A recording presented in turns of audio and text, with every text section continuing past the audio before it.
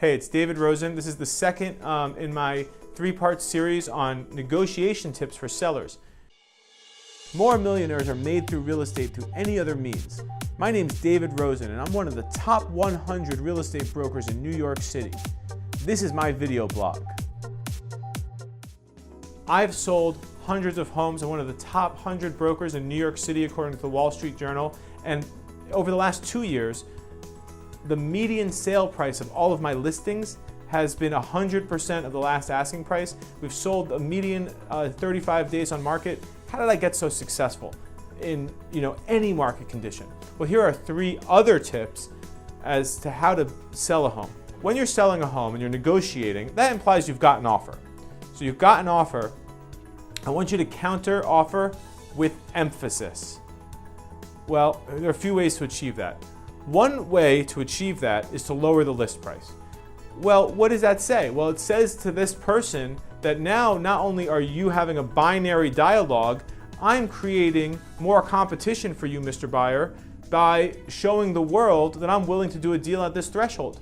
And the only reason to not do that is FOMO, fear of missing out. You think someone else is going to come in and offer you full price if you don't do that. But you should know by now whether or not that's going to happen. If it hasn't happened within 2 to 3 weeks, it's your choice.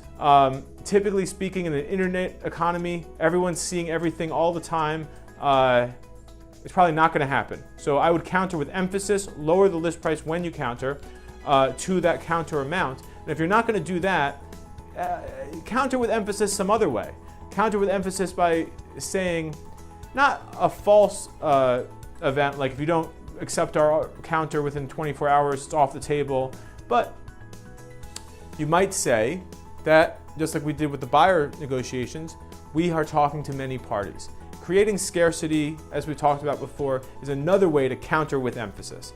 Number 2, and we talked about this with the buyer tips also, find out what else, other than price, is valuable to this buyer. Schools or time of closing is a big one. Maybe it's furniture. Some people don't have furniture. Some people love your furniture. Some people love your light fixtures. Some people love your cooking. Some people just love you. But something other than the amount of money paid for this house is important to this person. It could be the monthly payment. It could be the amenities, the view. When you know what's most important to them emotionally, you can build on that together and have a collaborative negotiation. For example, let's say the monthly payment's really important to them. Instead of going back and forth on the sales price, what if you said to them, well, I'm asking $1 million, you've offered $900,000. I really want to be at $975,000, but if you're willing to come up to $975,000, I'm willing to pay 4 discount points, lowering your monthly payment, and that's a win-win. A discount point is 1% of the financed amount, which lowers the loan amount by 1/8 of 1% on the interest rate. Good way to negotiate. So number 3, remember this.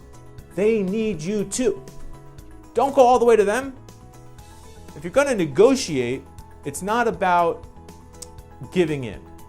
Negotiation is a dynamic event where things other than price, also terms, are, discussed. They have to come to you. They want to. If they're coming to buy your home, they understand that you are only going to sell it to them at a certain price at certain terms. At the end of the day, in any negotiation for real estate, the seller has more leverage than the buyer in most cases, especially in a city like New York. There's always going to be a market at some price. There's always going to be somebody who comes in and buys this home. Now, even if the market's soft and the buyer feels that they have incredible leverage, they're not buying that house for fun. They're buying it to live in. If they want to buy your house to live in, it's because they want to live there and they can afford it and they can see themselves there. They just usually don't want to overspend because they don't want to lose money. So knowing that they need you and they want you to agree with them, be firm, counter with emphasis, find out what else other than price is important to them, and you will be more successful than if you just do it haphazardly or by gut. Thanks. If you have any further questions right now about negotiating a deal that you're selling or thinking about selling, let's talk. You can email me, call me, or message me on social media. I'll be right back to you. Thanks.